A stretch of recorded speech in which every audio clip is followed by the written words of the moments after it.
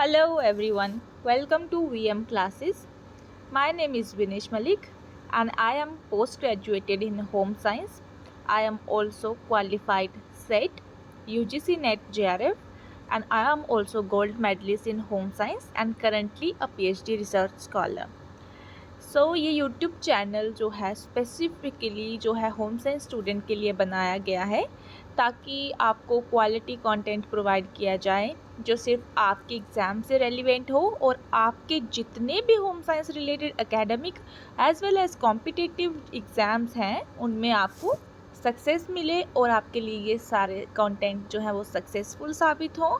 तो मैंने आपको अपना पहले इंट्रोडक्शन दिया कि मेरा नाम विनीश है, मैं होम साइंस में पोस्ट ग्रेजुएटेड हूँ। मेरा जो स्टेट एलिजिबिलिटी टेस्ट है वो भी क्वालिफाई है, यूजीसी नेट जेआरएफ क्वालिफाइड हूँ, मैं गोल्ड मेडलिस्ट भी हूँ होम साइंस में और करंटली जो है मैं एक रिसर्च स्कॉलर हूँ। ये यूट्यूब चैनल स्पेसिफिकली जो है होम साइंस बच्चों के लिए बनाया गया है ताकि उनको एक तरह से रेलिवेंट एग्ज़ाम रिलेटेड कंटेंट दिया जाए। जितने भी आपके कॉम्पिटिटिव एग्ज़ाम हैं नेशनल लेवल के, स्टेट लेवल के, टीचिंग लेवल के, उन सब के लिए। तो इस चैनल पे मैं आपको पढ़ाऊँगी हर एक topic with detail discussion, with detail explanation, with detail practical examples as well ताकि आपका कॉन्सेप्ट जो है वो अच्छे से क्लियर हो। तो चलिए बिना वक्त ज़ाया किए हम अपना आज का सेशन शुरू करते हैं। तो मैंने जैसे आपको बताया कि हम हर एक कॉम्पिटिटिव एग्ज़ाम की प्रिपरेशन इस चैनल पे करेंगे, नेट की, जेआरएफ की, स्टेट एलिजिबिलिटी टेस्ट की, एग्ज़ाम एक्सप्लेनेशंस के साथ विद एग्जांपल्स के साथ आपको जितने भी प्रीवियस ईयर क्वेश्चन पेपर हैं वो सॉल्व कराए जाएंगे। और आज की वीडियो में भी मैं आपको एक पुराना पेपर सॉल्व कराऊंगी विद एक्सप्लेनेशन। बिकॉज़ जितने भी आपके कॉम्पिटिटिव एग्ज़ाम्स होते हैं उनकी प्रिपरेशन के लिए आपको सबसे पहले पता होना चाहिए कि एग्ज़ाम में पूछा क्या जाता है। तो उसके लिए बहुत ही इम्पॉर्टेंट है आपके लिए PYQs। फुल सिलेबस कवरेज होगी आपका। अगर मेरा चैनल चल जाता है तो मैं आपको पूरा का पूरा सिलेबस विद एक्सप्लेनेशन हर एक चीज़ कंप्लीट कराऊंगी। डेली मॉक टेस्ट कंप्लीट कराऊंगी, डेली लाइव क्लासेस होंगी, एक्सपेक्टेड MCQs कराऊंगी और अपना जो एक्सपीरियंस है वो भी शेयर करूंगी कि कैसे मैंने अपना जो है JRF क्वालिफाई किया और किस तरह से एग्ज़ाम में क्वेश्चन पूछे जाते हैं और क्या स्ट्रेटजी रहती है एक एग्ज़ाम को क्वालिफाई करने के लिए, वो सब भी शेयर करूंगी। तो चलिए शुरू करते हैं बिना टाइम वेस्ट किए आज का क्लास। तो आज हम सॉल्व करेंगे आपके यूजीसी नेट होम साइंस 2012 का पेपर। ठीक है, तो what is the primary reason for blanching food? Food को ब्लांच करने के लिए प्राइमरी रीज़न क्या है? फूड को क्लीन करना है पहले, prevent paste infestation, inactivates enzymes in food, prevent food from drawing. तो प्राइमरी रीज़न क्या है फूड को ब्लांच करने के लिए? सबसे पहले आपको पता होना चाहिए ब्लांचिंग होता क्या है। ब्लांचिंग एक मेथड्स होता है जहाँ पे आप बॉइलिंग वाटर में क्या करते हैं, बॉइलिंग वाटर में फूड को ऐड करते हैं और फूड को जो है with in 2 to 3 second food पानी में डाल करके इमीडिएटली उसको बाहर निकाल लेते हैं। उससे क्या होता है, उससे जो एंजाइम्स हैं हमारे वो क्या होते हैं, इनएक्टिवेट हो जाते हैं। इसका आंसर है सी। एंजाइम इनएक्टिवेशन के लिए हम जो है ब्लांचिंग करते हैं। एंजाइम्स क्या होते हैं? एंजाइम्स बेसिकली प्रोटीन्स होते हैं, बायोकैटलिस्ट्स होते हैं।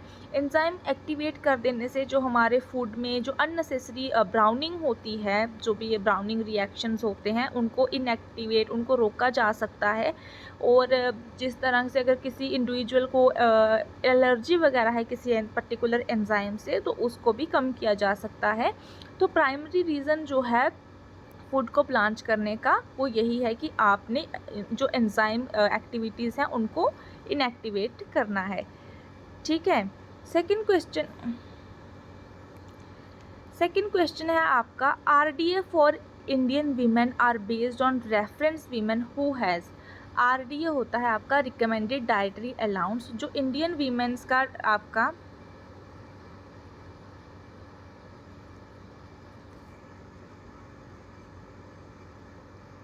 हाँ जी, जो इंडियंस वीमेन है आपकी उनका जो RDA है, इंडियन वीमेंस का उनका क्या रेफरेंस रहता है, कौन सी वीमेन का रेफरेंस वीमेन एक होती है, एक रेफरेंस मैन होता है और रेफरेंस वीमेन भी होती है।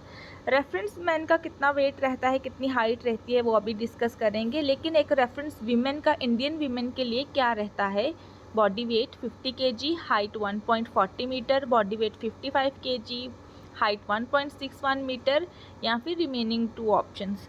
तो इसका आंसर है जो बॉडी वेट है 55 kg होना चाहिए और हाइट होनी चाहिए 1.61 मीटर।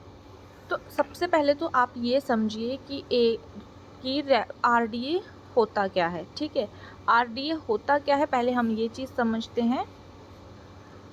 आरडीए होता है recommended dietary allowance. Recommended dietary allowance. ठीक है, रिकमेंडेड डाइटरी अलाउंस इसको कौन रिकमेंड करता है, इसको रिकमेंड करता है ICMR। ठीक है, रिकमेंडेड जो डाइटरी अलाउंस होता है वो एक्चुअली एक वैल्यू होती है, एक न्यूट्रिएंट वैल्यू होती है जो कि एक क्वांटिटी में सजेस्ट की जाती है कि एक इंडिविजुअल को इतनी क्वांटिटी में ये पर्टिकुलर चीज़ लेनी है। फॉर एग्जांपल प्रोटीन कितना लेना है, कैल्शियम कितना लेना है, आयरन कितना लेना है, इस तरह के विटामिन्स, मिनरल्स, प्रोटीन, कार्बोहाइड्रेट्स, वो सारे न्यूट्रिएंट्स की एक वैल्यू बताई जाती है जो कि लेनी होती है एक इंडिविजुअल को। और वो जो वैल्यू है और वो जो किस किस को दी जाती है वो एज पर सेक्स डिटरमिन होता है कि मैन को कितना लेना है और फीमेल को कितना लेना है, एक चाइल्ड को कितना लेना है, एक एडल्सेंट को कितना लेना है। तो वो जो है सेक्स वाइज और एज वाइज रिकमेंड किया जाता है। एज आपके इन्फेंट से लेकर के till at the age of old age सबको रिकमेंड किया जाता है। उसमें बॉडी वेट भी दिया जाता है, फिजियोलॉजिकल स्टेट्स भी होती है, physical activity, environment, sedentary person को कितना लेना है, मॉडरेट को कितना लेना है, सीवियरली जो एक्टिव पर्सन है उसको कितना लेना है। तो ये एक पूरा चार्ट होता है जिसमें ये सारी चीज़ें बताई जाती हैं आरडीए में। आरडीए को रिकमेंड करता है ICMR। और अभी रिसेंटली कौन सा आरडीए चल रहा है, वो चल रहा है 2020। कौन सा चल रहा है अभी, 2020। अब जो आरडीए है, जो इंडियन पॉपुलेशन में जो आरडी है वो सजेस्ट किया जाता है बेस्ड ऑन किस पे, रेफरेंस वीमेन पे और रेफरेंस मैन पे। अब क्वेश्चन पूछा है जो आरडीए है फॉर इंडियन वीमेन, वो कौन सी वीमेन है, उसका कितना वेट होना चाहिए, कितने हाइट होनी चाहिए उस रेफरेंस वीमेन की, कितनी है फॉर इंडियन वीमेन के लिए। Reference women can be anybody. अब इंडियन वुमेन के लिए रेफरेंस वुमेन भी इंडियन होगी। तो आरडी क्या है, तो इसका आंसर है body weight 55 kg and height 1.61 metre, या फिर आप लिख सकते हैं 151 सेंटीमीटर। ठीक है, ये आपको क्वेश्चन पूछा जाता है एग्जाम में भी और यहाँ पे भी आपको पूछा गया है। तो अब आपको नेक्स्ट ये लोग पूछ सकते हैं कि एज, रेफरेंस वुमेन जो है, एज जो है इंडियन वुमेन की वो बिटवीन कितने से लेके कितने ईयर्स ऑफ एज में होनी चाहिए। तो जो वीमेन की है वो है एज 19 to 39 ईयर्स, और जो मैन की है, ये वीमेन की है, और जो मैन की एज है वो कितनी है, वो भी है आपकी 19 to 39 ईयर्स। सेम एज है आपकी मैन और वीमेन्स की। और मैन का बॉडी वेट और हाइट कितनी होनी चाहिए, तो मैन का है 163 सेंटीमीटर और उनका वेट जो है वो कितना है 65 kg। ठीक है, तो ये आपको नेक्स्ट वो लोग एग्जाम में पूछ सकते हैं। यहाँ पे आपको वीमेन का रेफरेंस वीमेन का पूछा है आरडीए कितना होना चाहिए एज पर इंडियन वीमेन, तो नेक्स्ट आपको मेन का भी पूछ सकते हैं। तो करंटली जो है रिकमेंडेड डाइटरी अलाउंस जो है वो आपका 2020 चल रहा है, जिसको पब्लिश कौन करता है, नेशनल इंस्टीट्यूट ऑफ न्यूट्रिशन उसको पब्लिश करता है।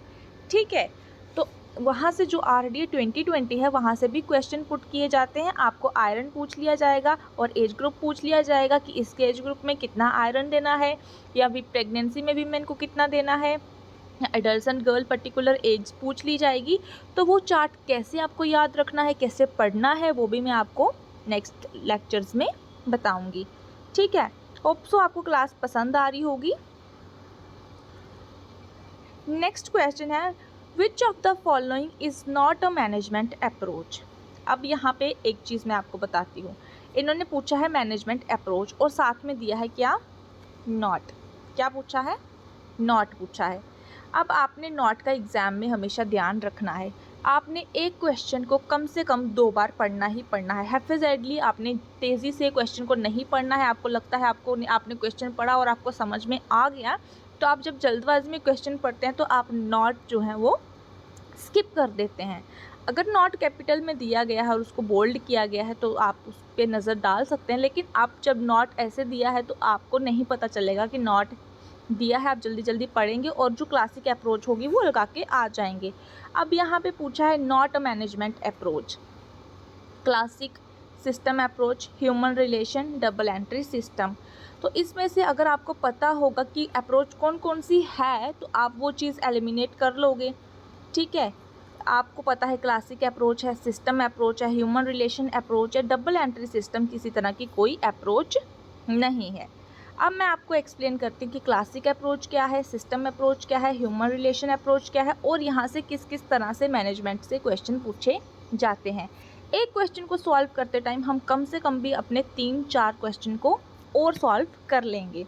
ठीक है, तो क्लासिक अप्रोच जो है वो एक पर्टिकुलर पीरियड में चली थी। क्लासिक अप्रोच के अंदर, ठीक है, क्लासिक अप्रोच के अंदर आपकी जो हैं 3 अप्रोचेस और आती हैं। ठीक है, पहली आती है आपकी साइंटिफिक मैनेजमेंट। इसके अंदर आपकी 3 चीज़ें आती हैं। साइंटिफिक मैनेजमेंट, ठीक है, मैं शॉर्ट में लिखूँगी, साइंटिफिक मैनेजमेंट एक। दूसरा इसमें आ जाता है आपका एडमिनिस्ट्रेटिव मैनेजमेंट, क्लासिकल के अंडर, हाँ, एडमिनिस्ट्रेटिव मैनेजमेंट। और फिर थर्ड आता है आपका ब्यूरोक्रेटिक मैनेजमेंट। ये आपके आते हैं क्लासिक के अंडर। यहाँ से आपको ये क्वेश्चन पूछ लिया जाएगा कि क्लासिकल मैनेजमेंट के अंडर कौन सी 3 चीज़ें आती हैं और एक दे दिया जाएगा कि कौन सी नहीं आती है, तो शायद पूछ लें कौन सी आती है या नहीं आती है। तो आपने याद रखना है क्लासिक के अंदर कौन कौन सी आती है, साइंटिफिक, एडमिनिस्ट्रेटिव और ब्यूरोक्रेटिक मैनेजमेंट। आप सैम से याद रख लीजिए।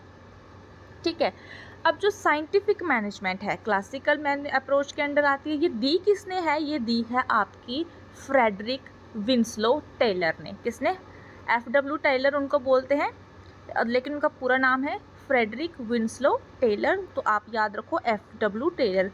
सिंपली क्वेश्चन भी पूछा जाता है यहाँ से कि जो साइंटिफिक मैनेजमेंट जो है थेरी है या साइंटिफिक मैनेजमेंट अप्रोच है जो अंडर क्लासिकल अप्रोच आती है वो किसने दी है, तो वो दी है FW टेलर ने। FW टेलर ने वो चीज़ दी है। और इनको जो है FW टेलर को और क्या कहा जाता है, फादर ऑफ साइंटिफिक मैनेजमेंट भी कहा जाता है। तो जब फादर ऑफ साइंटिफिक मैनेजमेंट इन्हीं को कहा जाता है तो साइंटिफिक मैनेजमेंट भी इन्होंने ही दी है। इनको जो है साइंटिफिक मैनेजमेंट कहा जाता है, टाइलरिज्म और टाइलर सिस्टम भी कहा जाता है। इस थ्योरी में इन्होंने क्या कहा था कि जो वर्क फ्लो होता है मैनेजमेंट का उसको कैसे एनालाइज करना है और कैसे सिंथेसाइज करना है, और जो उसकी अप्रोच है वो ये है कि जो भी लेबर प्रोडक्टिविटी है उसको कैसे इम्प्रूव करना है। मेजर जो इनका थ्योरी का ऑब्जेक्टिव था वो यही था कि इम्प्रूव करना है लेबर प्रोडक्टिविटी को। क्या था इनका, इम्प्रूव करना किसको, लेबर प्रोडक्टिविटी को इम्प्रूव करना। तो ये आ गया आपका साइंटिफिक मैनेजमेंट जो FW टेलर ने दी थी और इनका ऑब्जेक्टिव ये था कि लेबर प्रोडक्टिविटी को इम्प्रूव करना। अब हम पढ़ते हैं क्लासिकल अप्रोच के अंदर एडमिनिस्ट्रेटिव। पहले हमने कर लिया साइंटिफिक मैनेजमेंट जो FW टेलर ने दिया है, अब हम करेंगे एडमिनिस्ट्रेटिव मैनेजमेंट। एडमिनिस्ट्रेटिव मैनेजमेंट इसका मेजर कंट्रीब्यूटर कौन है, जैसे साइंटिफिक का FW टेलर थे तो एडमिनिस्ट्रेटिव का कौन थे, एडमिनिस्ट्रेटिव के कौन थे, हेनरी फेयोल। कौन थे, Henry, HENRY, Henry Fayol. Henry Fayol जो थे वो मेजर कंट्रीब्यूटर थे किसके, एडमिनिस्ट्रेटिव मैनेजमेंट के। इनका जो क्या था, इनका ऑब्जेक्टिव क्या था, इन्होंने मेजरली फोकस किया था प्रिंसिपल्स ऑफ मैनेजमेंट पे। एफ.डब्ल्यू. टेलर ने दिया था साइंटिफिक मैनेजमेंट और एडमिनिस्ट्रेटिव दिया था हेनरी फयाल ने, और इन्होंने जो थे प्रिंसिपल्स दिए थे मैनेजमेंट के। अब इन्होंने कितने प्रिंसिपल्स दिए थे? 14 प्रिंसिपल दिए थे, और वो 14 के 14 आपको एग्जाम में पूछे जाते हैं। आपको ऑप्शन दे दिया जाएगा और पूछेंगे कौन सा वाला है कौन सा नहीं है, तो ये आपको याद रखना है। 14 प्रिंसिपल भी मैं आपको अभी कराऊंगी, ठीक है। तो आपने अब क्या याद रखना है? क्लासिक के अंदर 3 आते हैं, साइंटिफिक, एडमिनिस्ट्रेटिव और कौन सा आता है? ब्यूरोक्रेटिक। साइंटिफिक हमने अच्छे से पढ़ा, एडमिनिस्ट्रेटिव हमने पढ़ा, हेनरी फयाल ने दिया है, और इनकी जो मैनेजमेंट प्रोसेस में इन्होंने किस पे फोकस किया था? इन्होंने फोकस किया था अपने प्रिंसिपल्स पे, ठीक है। अब हम करते हैं ब्यूरोक्रेटिक। ब्यूरोक्रेटिक जो मैनेजमेंट है, इसमें क्या है? इसमें ब्यूरोक्रेटिक चीज़ पे फोकस किया गया है कि आइडियल फॉर्म ऑफ ऑर्गेनाइजेशन होती है ब्यूरोक्रेटिक में, और ये किसने दी थी? ये दी थी मैक्स वेबर ने। ये किसने दिया था? मैक्स वेबर ने। देखा, एक ऑप्शन से कितने क्वेश्चन निकल के आए? फर्दर निकल के आए 4 से 6 क्वेश्चन, ठीक है। मैं दोबारा रिपीट नहीं करूँगी। अगर आपको नहीं समझ में आया है, आप वीडियो को रिपीट पे देखें और अच्छे से पढ़ें। साइंटिफिक है इसके अंदर, एडमिनिस्ट्रेटिव है और ब्यूरोक्रेटिक है। इसको एफ.डब्ल्यू. टाइलर ने दिया, इसको हेनरी फयाल ने दिया और इसको दे दिया मैक्स वेबर ने, ठीक है। ये आपका हो गया क्लासिक अप्रोच के अंडर 3 चीज़ें, और वो कंप्लीट हो गई। अब हम सेकंड ऑप्शन पे आते हैं, सिस्टम अप्रोच। सिस्टम अप्रोच क्या है आपकी? सिस्टम अप्रोच जो है वो कहती है कि जो सिस्टम है, जो एक ऑर्गेनाइजेशन है, वो इंडिविजुअल नहीं है। कोई भी सिस्टम है वो अकेला नहीं है। वो क्या है, उसको बहुत सारे सिस्टम्स जो हैं कंट्रीब्यूट करते हैं, और फिर जाके वो एक ऑर्गेनाइजेशन बनता है, जो है वो इंटरडिपेंडेंट होते हैं सिस्टम्स। तो वो जो है सिस्टम अप्रोच कहती है। यहाँ पे एक क्वेश्चन पूछा गया था कि एक क्वेश्चन एग्जाम में ये पूछा गया था कि which approach focus on saying that system is not simply a collection of individual parts but rather a organized whole। तो ये एक्चुअली जो डेफिनेशन है वो सिस्टम अप्रोच थ्योरी की है, जो ये कहती है कि system is not simply a collection of individual parts but rather a organised whole. जो सिस्टम है वो इंटरडिपेंडेंट होता है, उसके पार्ट्स जो हैं वो एक दूसरे के साथ रिलेटेड होते हैं। हर सिस्टम जो है, चाहे वो ऑर्गेनाइजेशन है, वो इंटरडिपेंडेंट सब सिस्टम्स से मिल कर के बना होता है। तो ये जो है आपका सिस्टम अप्रोच का कॉन्सेप्ट है कि कोई भी सिस्टम इंडिविजुअल काम नहीं करता है, वो इंटरडिपेंडेंट होता है, ठीक है। ये आपका सिस्टम अप्रोच था। अब आ जाता है आपका ह्यूमन रिलेशंस। ह्यूमन रिलेशन आपकी अप्रोच क्या कहती है? ह्यूमन रिलेशन को जो है वो बिहेवियरल अप्रोच भी कहा जाता है। क्या कहा जाता है? बिहेवियरल अप्रोच भी कहा जाता है, ठीक है। अब ये दी किसने थी? इसका एक बहुत ही इम्पॉर्टेंट जो है वो अप्रोच देने वाला है, और इसका एक एक्सपेरिमेंट भी है ह्यूमन रिलेशन का। वो पूछा गया है एग्ज़ाम में, या फिर अभी तक नहीं पूछा है, वो पूछ सकते हैं। उसको कहते हैं हाउथॉर्न, HAWTHORNE, ठीक है। हाउथॉर्न एक्सपेरिमेंट उसको कहते हैं। इस एक्सपेरिमेंट में क्या किया था मैं अभी बताती हूँ आपको। हाउथॉर्न एक्सपेरिमेंट इसको कहते हैं, ह्यूमन रिलेशन के अंडर बिहेवियरल अप्रोच इसको कहते हैं। और इसमें इसको दिया किसने? इसको दिया है एल्टन मायो ने। किसने दिया है? एल्टन मायो ने, ठीक है। कब दिया है? 1924 में दिया है। एक क्वेश्चन से कितने क्वेश्चन निकल गए? ह्यूमन रिलेशन जो है उसको बिहेवियरल अप्रोच कहते हैं। इसका एक बहुत ही फेमस एक्सपेरिमेंट है जिसको हाउथॉर्न एक्सपेरिमेंट कहते हैं, ठीक है। और इसमें जो है वर्कर्स का एटीट्यूड कैसे एसोसिएट करता है विद प्रोडक्टिविटी, ये इस चीज़ में कहा है हाउथॉर्न एक्सपेरिमेंट में। इसमें स्टडी की गई थी कि कैसे जो वर्कर का एटीट्यूड है टूवर्ड्स किसी एक्टिविटी के रिलेटेड या किसी वर्क के रिलेटेड, तो वो किससे एसोसिएटेड है? वो प्रोडक्टिविटी से एसोसिएटेड है। अगर पॉजिटिव एटीट्यूड होगा तो अच्छी प्रोडक्टिविटी आएगी, ठीक है। तो ये था ह्यूमन रिलेशन। अब मैं एक बार आपको फटफट से रिवाइज करा लेती हूँ यही वाला सेम चीज़। क्लासिक के अंदर हमने पढ़ा सैम, ठीक है, साइंटिफिक मैनेजमेंट, एडमिनिस्ट्रेटिव और ब्यूरोक्रेटिक, ठीक है। सैप था कि सैम? सैप, ठीक है। Bureaucratic management F.W.. टाइलर ने दिया है। ये एडमिनिस्ट्रेटिव किसने दिया है? आपका हेनरी फयोल ने और ये मैक्स वेबर ने दिया है। सिस्टम अप्रोच में ये है कि सिस्टम इंडिविजुअल नहीं होता, इंटरडिपेंडेंट होता है। अब ह्यूमन रिलेशन जो है वो किसके अंडर आता है, बिहेवियरल अप्रोच के अंडर आता है। इसका ह्यूमन रिलेशन का एक एक्सपेरिमेंट था जो हाउथॉर्न एक्सपेरिमेंट था, जिसमें कहा गया कि वर्कर का एटीट्यूड जो है वो प्रोडक्टिविटी से रिलेटेड है। और बिहेवियरल अप्रोच के अंदर कौन सा आता है, पहला तो आ गया ह्यूमन रिलेशन आता है और इसको किसने दिया है, एल्टन मायो ने दिया है। सेकंड आता है बिहेवियरल अप्रोच के अंडर आपका बिहेवियरल साइंस।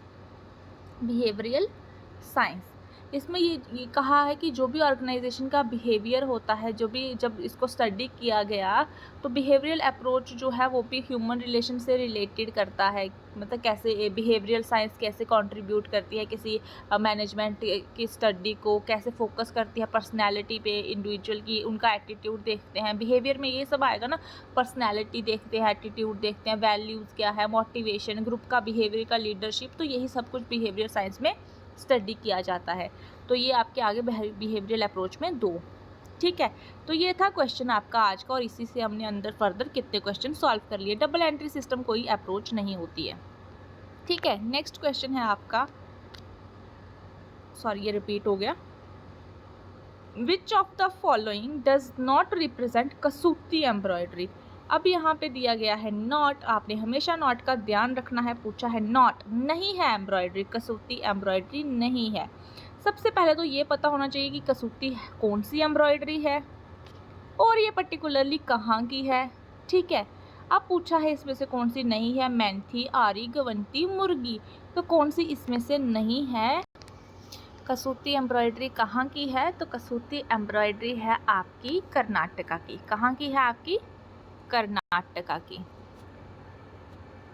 ठीक है। कुछ जो स्टेट एग्जाम्स होते हैं वहाँ पे पूछा गया था कि जो कसूती एम्ब्रॉयडरी है वो dates back to which period, तो ये जो है वो कौन सी डेंसिटी से बिलोंग करती है, सॉरी डायनेस्टी से बिलोंग करती है और कौन से पीरियड से बिलोंग करती है, तो ये करती है चालुका पीरियड से और मैसूरी डायनेस्टी से, MYSORE, मैसूर डायनेस्टी से ये बिलोंग करती है। और ये कौन कौन सी डिस्ट्रिक्ट्स में परफॉर्म की जाती है, तो ये कर्नाटका की विजयपुर, धारवाड़, बेलागांव, मिराज, सांगली, जामकांडी, ये सब डिस्ट्रिक्ट्स में परफॉर्म की जाती है। ये एक इंट्रिकेट डिज़ाइन होता है, ठीक है। तो ये कहाँ की है, ये कर्नाटका की है। अब इन्होंने पूछा है कि कौन सी जो है वो नहीं है कसूती एम्ब्रॉयडरी, तो वो कौन सी नहीं है, वो आरी है। वो आरी है जो कि नहीं है। और आरी कहाँ की है ये भी पता होना चाहिए। ये जो है अप्रोच रहती है आपकी PYQ सॉल्व करने की। इस तरह से जो है प्रीवियस ईयर क्वेश्चन जो है वो सॉल्व किए जाते हैं, ठीक है। तो आपको यार हमेशा यही वाली अप्रोच जो है वो आपको फॉलो करनी है कोई भी प्रीवियस ईयर क्वेश्चन सॉल्व करने के लिए। अब एम्ब्रॉयडरी जो आरी है वो तो नहीं है आपकी कसूती एम्ब्रॉयडरी, लेकिन आरी जो एम्ब्रॉयडरी है वो कहाँ की है, कहाँ से बिलोंग करती है, ये भी पता होना चाहिए। हो सकता है ये क्वेश्चन आपको नेक्स्ट एग्जाम में पूछ लिया जाए। तो ये जो है वो कहाँ पे परफॉर्म की जाती है एम्ब्रॉयडरी, वो कश्मीर में भी परफॉर्म की जाती है और गुजरात में भी परफॉर्म की जाती है, ठीक है। आरी जो है वो कश्मीर में एज वेल एज आपकी गुजरात में भी परफॉर्म की जाती है, ठीक है, आरी एम्ब्रॉयडरी। अब आरी जो है वो नहीं है, तो इसका मतलब कौन कौन सी है, मेंथी आपकी है, आपकी गवंती है, आपकी मुर्गी है, ठीक है। मेंथी, गवंती, मुर्गी जो है वो आपकी कसूती एम्ब्रॉयडरीज हैं, तो ये आपको याद रखना है। हो सकता है लास्ट टाइम आपको एम्ब्रॉयडरीज दे दी गई हो 4 कुछ ऐसी, और एक दे दी हो ये वाली, पूछ लिया हो कि कौन सी वाली कसूती है, ठीक है। अब यहाँ पे पूछ लिया कौन सी कसूती नहीं है, तो अगली बार 4 ऑप्शन अलग से दे करके एक दे दिया हो, पूछ लिया हो कौन सी है, तो यहाँ से आपने याद रखना है। मेंथी, गवंती, मुर्गी है, आरी नहीं है। आरी जो है वो गुजरात और कश्मीर में परफॉर्म की जाती है। अब और कौन से क्वेश्चन एम्ब्रॉयडरी से पूछे जाते हैं। अब एक एम्ब्रॉयडरी होती है फुलकारी। फुलकारी जो है वो पंजाब की है, ठीक है। यहाँ से पूछते हैं क्वेश्चन कि कौन सी टाइप है फुलकारी की या फिर कौन सी टाइप नहीं है। तो फुलकारी के अंदर आपके आ जाते हैं चोपे, ये भी आप एग्ज़ाम आगे मिलेगा, और आ जाता है आपका तिल पत्रा या तिल पत्तर, ठीक है। और आपका आ जाता है नीलक, और आपका इसमें आ जाता है बाग, ठीक है। तो ये 4 टाइप हैं जो अब फुलकारी की हैं। फुलकारी कहाँ से बिलोंग करती है, फुलकारी पंजाब से बिलोंग करती है। चोपे, तिलपत्र, नीलक, बाग इस टाइप ऑफ फुलकारी। और कौन सा क्वेश्चन पूछा जाता है आपका एम्ब्रॉयडरी से, ठीक है। और कौन सा क्वेश्चन और पूछा जाता है आपको कि कौन सी जो है सबसे oldest form of Indian embroidery है, तो वो है कांथा। कांथा जो स्टिच है या कांथा एम्ब्रॉयडरी है वो जो है वो ओल्डेस्ट फॉर्म ऑफ एम्ब्रॉयडरी है। और ये कहाँ से बिलोंग करती है, कहाँ से ओरिजिनेट है, ये बंगाल से, ठीक है। ये पूछा जाता है एग्ज़ाम में। और पूछा जाता है कि इसमें किस तरह के स्टिचेस परफॉर्म होते हैं, तो कांथा जो है इसमें रनिंग स्टिच परफॉर्म होता है, ठीक है। और इसमें जो है रनिंग स्टिच से क्या बनाए जाते हैं, ब्यूटीफुल ज्योमेट्रिक डिज़ाइन बनाए जाते हैं, ठीक है। और जो है ये कहाँ पे परफॉर्म की जाती है, राजस्थान में भी परफॉर्म की जाती है, गुजरात में भी परफॉर्म की जाती है आपकी कांथा एम्ब्रॉयडरी। बहुत सारी एम्ब्रॉयडरीज़ के क्वेश्चन पूछे जाते हैं। अभी मैं आपको सारी यहाँ पे कवर नहीं करा सकती बिकॉज जो है वीडियो लॉन्ग हो जाएगा। तो मैं एक डिफरेंट जो है एम्ब्रॉयडरीज़ की फॉक, कम्युनिकेशंस की फॉक, जो भी चीज़ें पूछी जाती हैं एग्ज़ाम में उन पे एक वीडियो लेके आऊँगी, ठीक है। तो ये आपने याद रखना है सारा जो मैंने अभी आपको बताया। नेक्स्ट क्वेश्चन है principle of operation of an electric water heater is by. कौन से जो प्रिंसिपल पे जो है ऑपरेशन कैसे ऑपरेट करता है, जो भी इलेक्ट्रिक वाटर हीटर है आपका वो कौन से ऑपरेशन पे काम करता है, कन्वेक्शन पे, रेडिएशन पे, कंडक्शन पे, इंडक्शन पे, तो इसका आंसर है आपका इंडक्शन। इस तरह के question no longer asked in, अब क्वेश्चन उसमें पेपर्स में नहीं पूछे जाते हैं। तो मैं हर क्वेश्चन आपको एक्सप्लेन नहीं करूँगी, जहाँ पे नीड लगेगी मुझे और जहाँ से क्वेश्चन पूछे जाते हैं और जहाँ से फर्दर बार बार पूछे गए हैं मैं वहीं पे आपको एक्सप्लेन करूँगी। तो ये आप खुद से पढ़ लेना कि कन्वेक्शन क्या होता है, रेडिएशन या कंडक्शन मेथड होते क्या हैं, पढ़ लेना आप खुद से। और कौन से प्रिंसिपल पे कौन सी चीज़ काम करती है अब ये नहीं पूछते हैं क्योंकि ये थोड़ा आउट ऑफ सिलेबस हो जाता है। नेक्स्ट क्वेश्चन है आपका Sociometry is a tool used to measure child's intelligence level, behavior, problem, relationship with peers, relationship with parents। तो सोशोमीट्री एक टेक्निक होती है जो हम यूज़ करते हैं क्या करने के लिए, रिलेशंस देखने के लिए विद इन पेयर्स। पेयर्स का आपस में किस तरह का रिलेशन है, उनकी किस तरह की अंडरस्टैंडिंग है, उनकी किस तरह की फ्रेंडशिप है, वो सारा जो मेजर करते हैं हम एक चाइल्ड का, वो एक टूल होता है सोशोमेट्री। इंटेलिजेंस लेवल हम जो है वो साइकोमेट्रिक टेस्ट से देखते हैं, बिहेवियर प्रॉब्लम हम बिहेवियरल अप्रोचेस से देखते हैं, रिलेशनशिप विद पेरेंट्स हम जो है वो कुछ क्वेश्चनर, इंटरव्यू शेड्यूल जो भी यूज़ किए जाते हैं। तो इन सब की अलग अलग टेक्निक्स है, लेकिन पर्टिकुलरली जो एक टर्म है वो रिलेशनशिप विद पेयर, वो एक सोशोमेट्री जो है वो टर्म है, वो इसके लिए यूज़ किया जाता है टूल। नेक्स्ट क्वेश्चन है आपका DRDA is a functioning at. DRDA होता है डिस्ट्रिक्ट रूरल डेवलपमेंट अथॉरिटी। तो वो कौन से उस पर फंक्शन करता है DRDA आपका, तो DRDA की जब आपको फुल फॉर्म पता होएगी तो आपको खुद से ये सॉल्व करना आ जाएगा। तो DRDA जो है वो डिस्ट्रिक्ट लेवल पे काम करता है, district rural development authority. Block level पे कौन काम करता है, विलेज लेवल पे पंचायत काम करती है, स्टेट लेवल पे कौन काम करता है आपको पता होना चाहिए। ABC ऑफ पोस्टर इज़, क्या होता है ABC, ये एक तरह से एब्रीविएशन दी है कि पोस्टर जो है वो अट्रैक्टिव होना चाहिए, ब्रीफ होना चाहिए, क्लियर होना चाहिए, या एक पोस्टर पे अटेंशन जानी चाहिए, वो बोल्ड होना चाहिए या अट्रैक्टिव लगना चाहिए, कलरफुल होना चाहिए। तो क्या है, आपको क्या लगता है ये क्वेश्चन जो है इनको पढ़ने की नीड नहीं होती, ये एक तरह से लॉजिक लगा के और कॉमन सेंस लगा के या ऑब्जर्वेशन से भी सॉल्व हो सकते हैं। तो इसका आंसर है जो ABC जो भी आपका पोस्टर है वो अट्रैक्टिव होना चाहिए, वो ब्रीफ होना चाहिए, ज़्यादा उसमें हैफज़र्डली या हौच पौच नहीं होना चाहिए, एक छोटा सा मैसेज है वो ब्रीफ में देना चाहिए और क्लियर होना चाहिए ताकि ईजिली उसको पढ़ा जा सके, ठीक है। अट्रैक्टिव होगा तो ऑब्वियसली अट्रैक्टिव होगा तो अटेंशन जाएगी ही जाएगी उस पर। तो अगर आपको पूछते हैं अटेंशन यहाँ पे नहीं होगा बिकॉज अगर अट्रैक्टिव होगा तो वो अटेंशन जाएगी, बोल्ड उसको ज़्यादा करने की नीड नहीं है, ब्रीफ में होगा चलेगा और क्लियर होना चाहिए ताकि उसको पढ़ा जा सके, ज़्यादा कलरफुल भी नहीं, ठीक है। तो ये आपका ABC है पोस्टर की। नेक्स्ट क्वेश्चन है आपका type 1 error is made when. कब टाइप 1 एरर होता है, यहाँ से आपको क्वेश्चन पूछा जाता है टाइप 1 एरर इज़ मेड, कब होता है टाइप 1 एरर। अब ये रिसर्च का क्वेश्चन है, जब टाइप 1 पूछा है तो टाइप 2 भी पूछेंगे, तो टाइप 1 एरर कब होता है और ये होता क्या है बेसिकली, ये भी मैं अभी आपको एक्सप्लेन करूँगी, ठीक है। टाइप 1 एरर क्या होता है, true null hypothesis is rejected. आपको ये क्वेश्चन तब तक सॉल्व करना नहीं आएगा जब तक आपको पता ही नहीं होगा कि नल हाइपोथेसिस होता क्या है, ठीक है। तो अब मैं आपको ये बताती हूँ टाइप 1 एरर कब होता है, जब हम ट्रू नल हाइपोथेसिस को रिजेक्ट कर लेते हैं। बेसिकली हाइपोथेसिस क्या होता है पहले ये मैं आपको बताती हूँ। फिर आपको बताऊंगी नल हाइपोथेसिस क्या होता है, इसका ऑपोजिट क्या होता है, फिर जाके आपको समझ आएगा कि टाइप 1 एरर क्या है, टाइप 2 एरर क्या है, कब एक्सेप्ट होता है, कब रिजेक्ट होता है। ठीक है, तो सबसे पहले हाइपोथेसिस जो है एक जनरल सी स्टेटमेंट होती है। जैसे फॉर एग्जांपल हमने स्टडी करनी है, हमने लिख लिया बॉयज़ और मोबाइल पे ले लिया हमने एक statement, boys are more addicted to mobile phones. ठीक है, अब ये हमने एक तरह से हाइपोथेसिस ले लिया, हमें नहीं पता है बॉयज़ एडिक्टेड हैं टूवर्ड्स मोबाइल या नहीं है टूवर्ड्स एडिक्टेड, तो हमने एक हाइपोथेसिस ले लिया, हमने हाइपोथेसिस बना दिया कि boys are more addicted to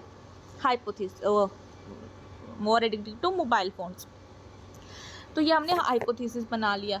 ठीक है, ये आपका सीधा सा हाइपोथेसिस आ गया। अब नल हाइपोथेसिस वो हाइपोथेसिस होता है जहाँ पे हमने क्या लिखना होता है, जहाँ पे हमने नो लिखना होता है। मैं आपको बताती हूँ। अब हमने लिखा है कि हमने जो अपनी रिसर्च में हाइपोथेसिस बनाना है वो हम लिखेंगे कि there will be no significant differences, या फिर there will be no significant differences, या कुछ भी हम बनाएंगे, एसोसिएशन, कोरिलेशन किसी तरह का बिटवीन बॉयज़ एंड मोबाइल। ठीक है, ये आपका हो गया क्लियर। आपको नहीं दिख रहा होगा मैं लिख क्या रही हूँ, लेकिन आपने इस चीज़ को समझना है। ठीक है, आप मेरे वर्ड्स पे ध्यान दो। हमने हाइपोथेसिस बना दिया, एक स्टेटमेंट ले ली, boys are more addicted to mobile phones. ठीक है, अब हमने नल हाइपोथेसिस बनाया कि जो हमने फाइंड आउट करना है कि देयर विल बी नो, जैसे लिखा जाएगा कि association between boys and mobile phones, उनके में के बीच में एडिक्शन नहीं होगी। जब हम नो लिखते हैं ना कि नहीं होगा ये चीज़, सिग्निफिकेंट डिफरेंसेस नहीं होंगे या सिग्निफिकेंट एसोसिएशन नहीं होगी या कोरिलेशन नहीं होगा, नो जब आता है वो होता है हाइपोथेसिस आपका नल। ठीक है, जहाँ पे हम नहीं की बात करते हैं कि ये चीज़ नहीं होगी, ये हो गया हमारा नल हाइपोथेसिस। और हमने ये हाइपोथेसिस खुद जब बनाते हैं अपनी रिसर्चेज में तो इसी को बोलते हैं ट्रू, कि हमने ये चीज़ बनाई है अपनी रिसर्च में। ठीक है, जब हमने ये लिखना होता है, जैसे फॉर एग्जांपल जब हम अपना थीसिस या डिसर्टेशन का काम करते हैं तो हम ऑब्जेक्टिव्स बनाते हैं और फिर हम हाइपोथेसिस बनाते हैं कि हम फाइंड आउट क्या करना चाहते हैं, हम क्या बोल रहे हैं और बाद में ये चीज़ एक्सेप्ट होगी या रिजेक्ट होगी। तो हमने लिख दिया, नल हाइपोथेसिस बनाया हमने कि यहाँ पे नहीं होगा जो है association significant differences between boys and mobile phone. ठीक है, अब इसका ऑपोजिट होता है ऑल्टरनेटिव हाइपोथेसिस। इसका ऑपोजिट क्या होता है? ऑल्टरनेटिव हाइपोथेसिस इसका ऑपोजिट होता है। अब ऑल्टरनेटिव हाइपोथेसिस में नो नहीं आएगा, उसमें होगा कि हाँ ये चीज़ हो सकती है, there will be significant differences between boys and mobile phone addiction with, इस तरह से कुछ भी। ठीक है, वो हो गया ऑल्टरनेटिव। नल हो गया जब नो लगाते हैं, ऑल्टरनेटिव हो गया कि जब हम नो नहीं लगाते। ठीक है, ये हो गया। ट्रू कौन सा है? जो हमने बनाया है। ठीक है, जो हमने अपनी उसमें बनाया है। रिसर्चेज में हमेशा नल हाइपोथेसिस बनाया जाता है। तो ट्रू नल हाइपोथेसिस रिजेक्ट होना ही टाइप 1 एरर है। अब जैसे फॉर एग्जांपल हमने रिसर्च कर लिया, हमने डेटा कलेक्ट कर लिया और उसमें आया कि बॉयज़ जो हैं वो उनमें डिफरेंसेस हैं, उनमें सिग्निफिकेंट डिफरेंसेस हैं मोबाइल एसोसिएशन को लेकर के, एडिक्शन को लेकर के।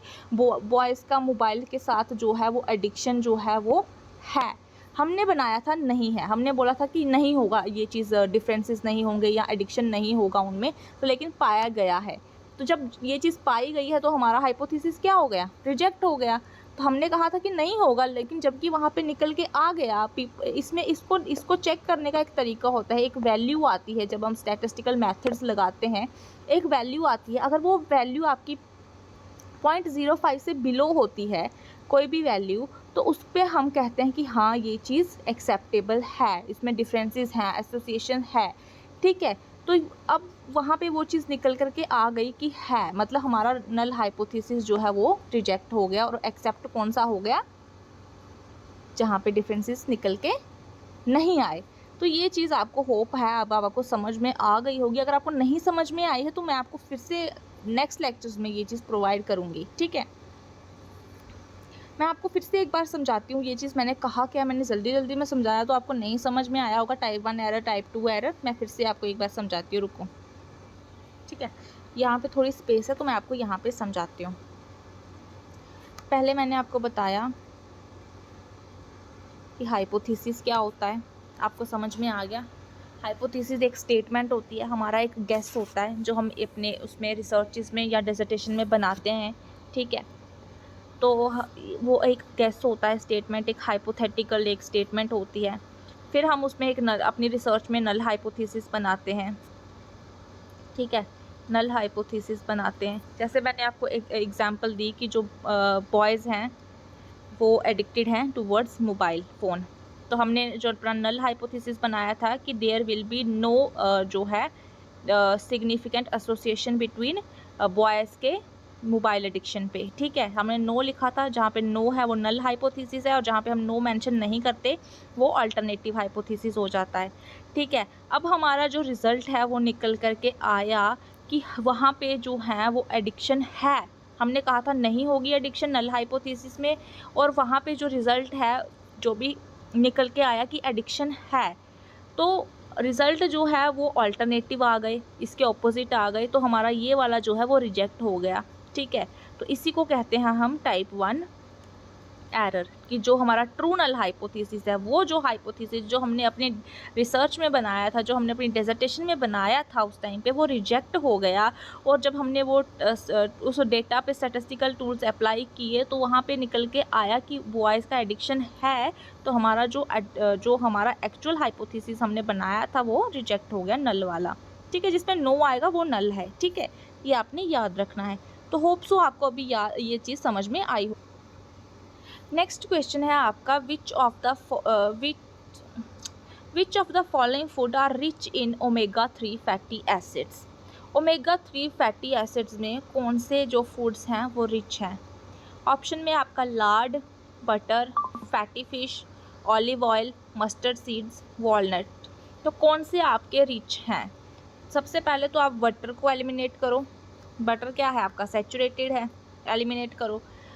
फिर आपका, अगर आपको ये अच्छे से आता है तो ही आप इसको सॉल्व कर पाओगे, लार्ड को एलिमिनेट करो, ठीक है। तो आपका जो है कौन कौन सा आपका है, आपका फैटी फिश जो है वो आपका ऑलिव है, मस्टर्ड सीड्स आपके जो हैं वो आपके ओमेगा 3 फैटी एसिड हैं, और वॉलनट भी आपके हैं। तो इसका आंसर हो जाएगा CEF, जो कि आपका ऑप्शन बी, ठीक है। ओमेगा 3 फैटी एसिड्स जो है आपके, वो आपके लिए बहुत अच्छे होते हैं कंज्यूम करने के लिए। बटर जो है वो ओमेगा 3 फैटी एसिड नहीं है, लार्ड भी नहीं है, और ऑलिव ऑयल भी नहीं है। ऑलिव ऑयल क्या है आपका मोनो अनसैचुरेटेड फैटी एसिड, ठीक है, ये मूफा है। लार्ड जो है वो आपका पूफा है, जिसको हम पॉली अनसैचुरेटेड फैटी एसिड कहते हैं, और बटर जो है वो आपका सैचुरेटेड फैटी एसिड है, ठीक है। तो बाकी जो आपके रिमेनिंग है वो आपके क्या है, ओमेगा 3 फैटी एसिड्स है। अब सैचुरेटेड अनसैचुरेटेड क्या होते हैं, ठीक है, वो अब इस तरह का कोई क्वेश्चन अगर नेक्स्ट आएगा तो मैं आपको उसमें एक्सप्लेन करूँगी, ठीक है। नेक्स्ट क्वेश्चन है आपका, which of the following micro organisms cause food borne intoxications. कौन से माइक्रो ऑर्गेनिजम्स हैं जो हम कंज्यूम कर लेंगे तो वो हमको क्या करेंगे, इंटॉक्सिकेशन करेंगे, हम उनको कंज्यूम करने पे वो हमको फूड बर्न इंटॉक्सिकेशंस करेंगे।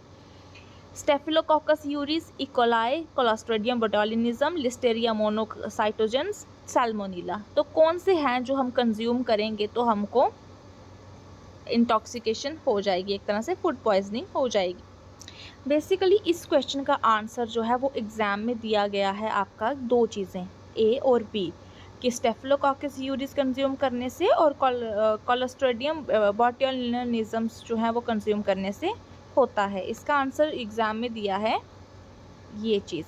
लेकिन इंटॉक्सिकेशन अगर आप इकोलाई भी कंज्यूम करते हैं तो भी आपको होगा, सैल्मोनीला भी कंज्यूम करते हैं तो भी आपको होगा।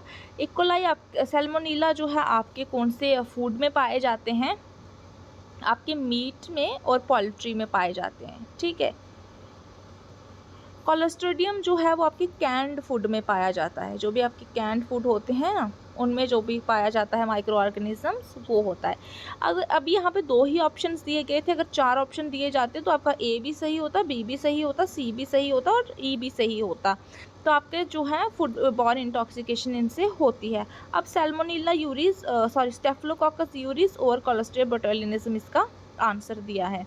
लेकिन आपको इकोलाई और सैल्मोनेला से भी इंटॉक्सिकेशन होती है, और यहाँ से पूछा जाता है कि किस तरह के फूड में कौन सा माइक्रो ऑर्गेनिज्म पाया जाता है। तो मीट और पोल्ट्री में आपका सैल्मोनेला होता है, क्लोस्ट्रिडियम आपका जो है वो कैंड फूड में होता है।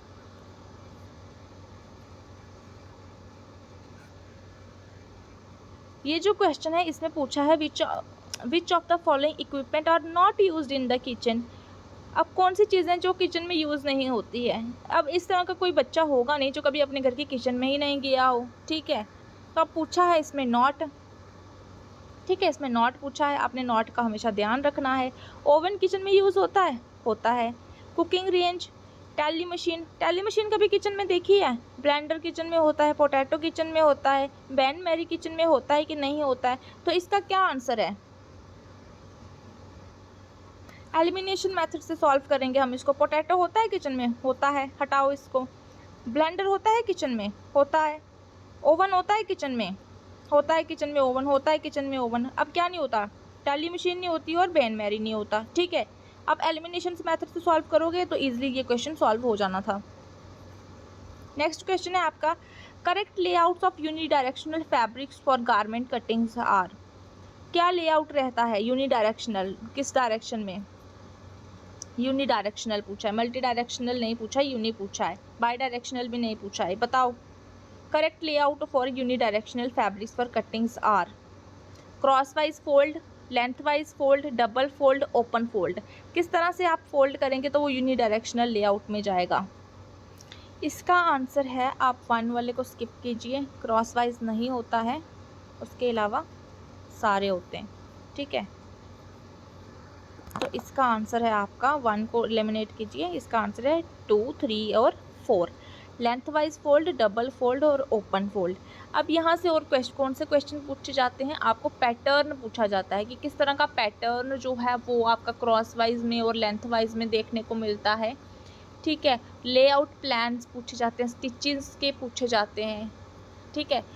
तो नेक्स्ट क्वेश्चन है जो आपका, ओके थैंक यू। ये जो है आज हमने कितने क्वेश्चन सॉल्व किए? प्रॉबेबली हमने 15 to 16 क्वेश्चन सॉल्व किए और फर्दर उन क्वेश्चंस के ऑप्शंस में हमने बहुत सारे आगे क्वेश्चन सॉल्व किए। अगर आपको ये चैनल पसंद आता है और आपको लगता है कि ये तरीका सही है पढ़ाने का, इस तरह से आपको सारे PYQ सॉल्व कराऊँ विद एक्सप्लेनेशंस, किस तरह के क्वेश्चन पूछे जाते हैं, पूछने के चांसेस हैं, तो आप मेरे चैनल को सब्सक्राइब कीजिए, शेयर कीजिए और फॉलो कीजिए। जब चैनल ज़्यादा चल जाएगा, इसके ज़्यादा फॉलोअर्स हो जाएंगे, ज़्यादा सब्सक्राइबर हो जाएंगे, पढ़ने वाले बच्चे ज़्यादा हो जाएंगे, तो इसका बेनिफिट भी आपको ही होगा, ठीक है। मुझे भी होगा लेकिन आपको ज़्यादा बेनिफिट होगा। तो अब तक के लिए थैंक यू। जितना पढ़ा उसको अच्छे से रिवाइज़ करो और अगर आपको कोई चीज़ समझ नहीं आती, वीडियो रिपीट पे देखो, तो आपको जल्दी ही मैं आपको मुझे कांटेक्ट करने का भी इसमें तरीका बताऊंगी आपको। तो चलो till then bye bye, thank you.